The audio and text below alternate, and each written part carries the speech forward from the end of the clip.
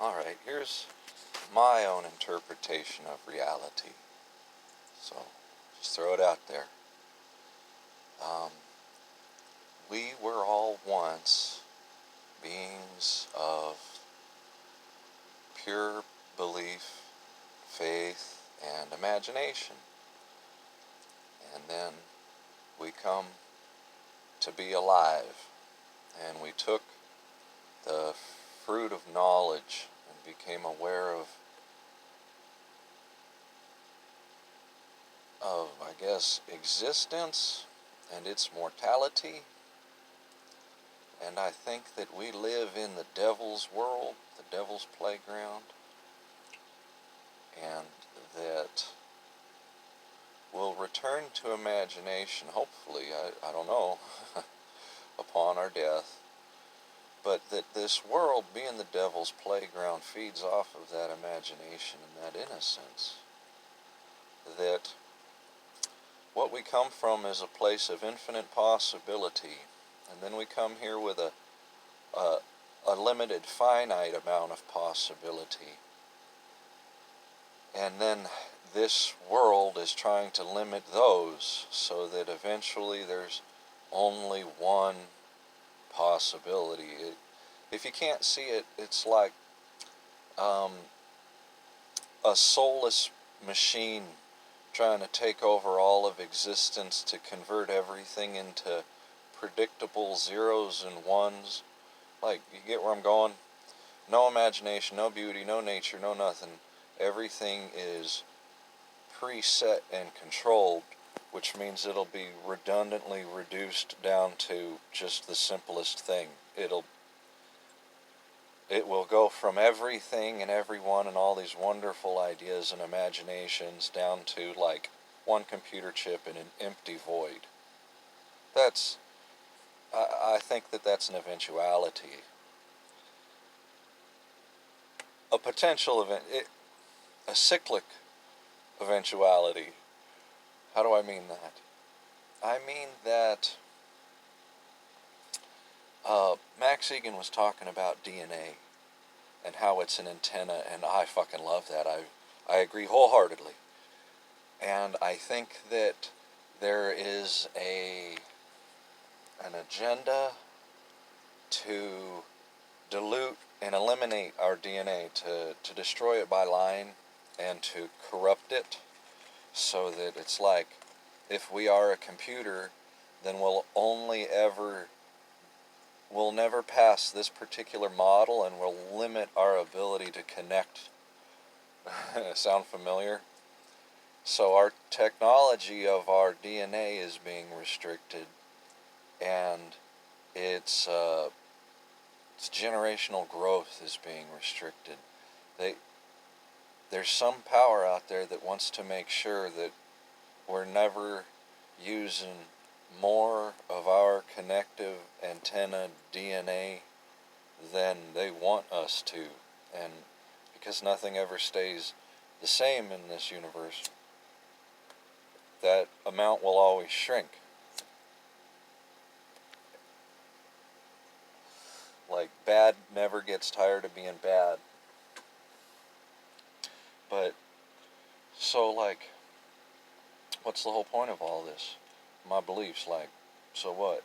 Well, I think that if we come from a place of infinite imagination, and then our imaginations are limited by our mortality, our birth, or whatever, and we're trying to get back to that place of infinite creativity, imagination, infinite faith, and infinite belief, where nothing is impossible.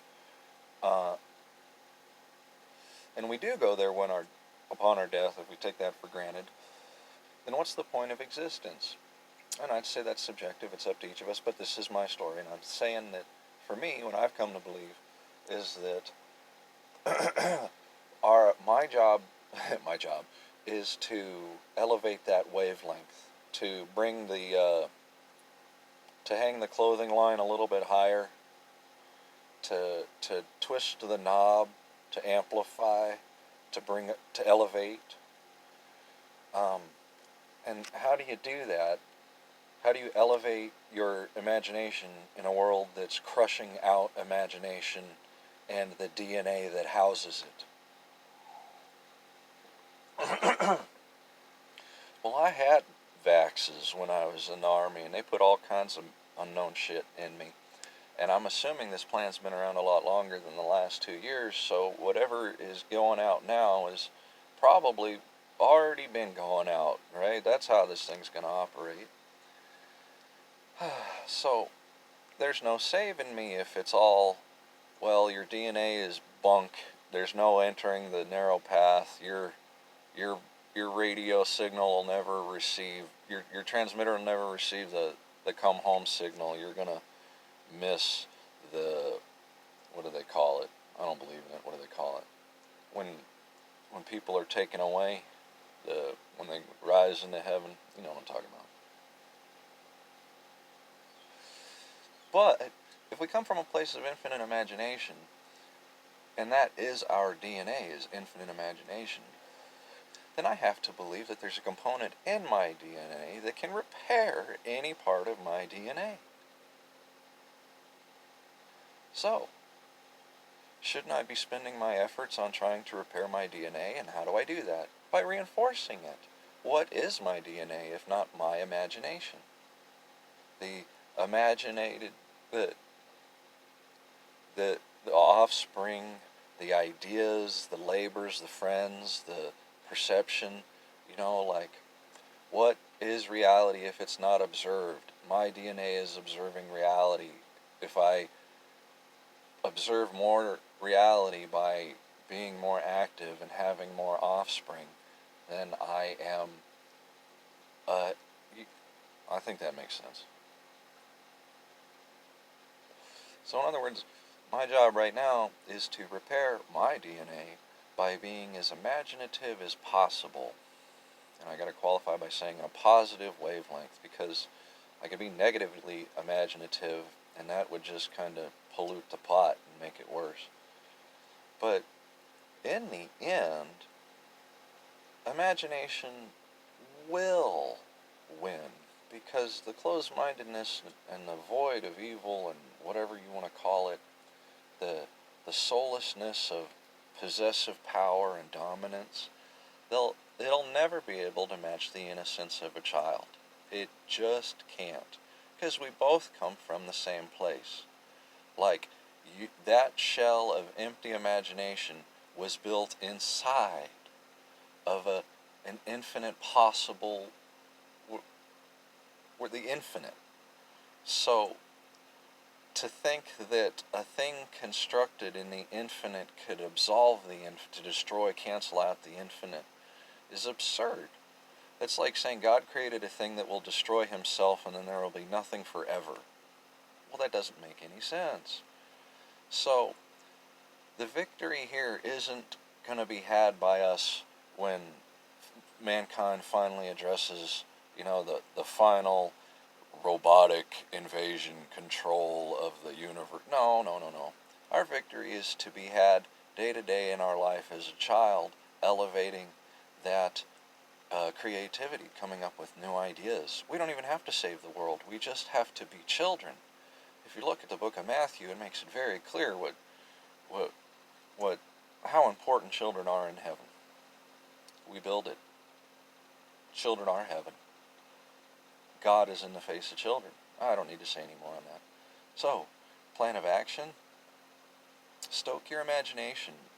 Coach yourself like a puppy or a happy child, and what do you want?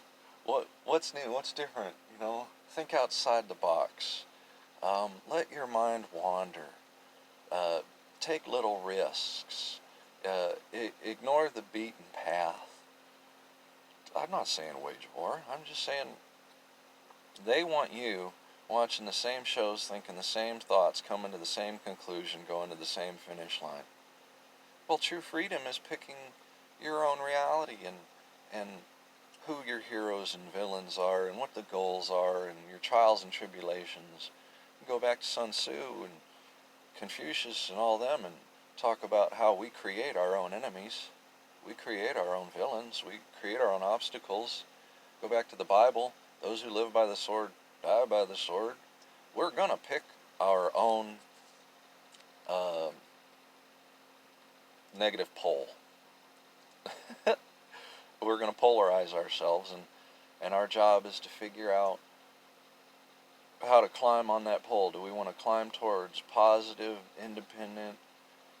uh, independent of the system, infinite creativity, to return God to God, and to make this world of God? Or are we going to slide down that pole and give up our power and be negative, and then let the negativity take away all the juice from our lives? I know that all ambition is vanity, but I keep having this vision in my head and try not to hope it's me, or to conform it to selflessness. But I think that, like, there is all this energy in the world. Like, you're born and you have that infinite imagination, and then the innocence is squeaked out of you, and it doesn't go away. Nothing ever goes away. The innocence goes into the world, and that innocence is building up as the children die and as the world becomes darker and crueler. And that innocence and that imagination is waiting in a kind of like in a kinetic state for a contact point, a pure imaginative mind to reach up and touch it like a lightning bolt. And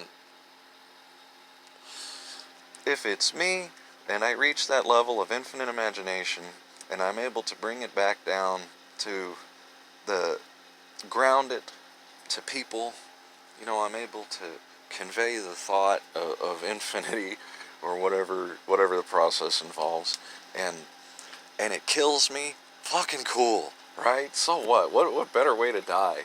And if it doesn't kill me, then do I go off to the mystery lands with Gandalf and Frodo and Bilbo? Like, I don't know. Will it burn me out? Would it be worth it? Dude, like, infinite imagination. Yeah, I think it'd be worth it. I don't know. Hope that makes sense. Love you guys.